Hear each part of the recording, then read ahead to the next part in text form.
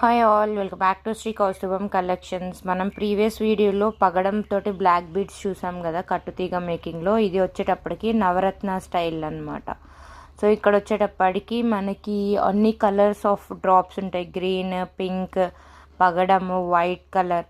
So అట్లా multi colour తోటి వస్తుంది. దీన్ని నవరత్న అనొచ్చు ఆర్ మల్టీ కలర్ అని కూడా అనొచ్చు.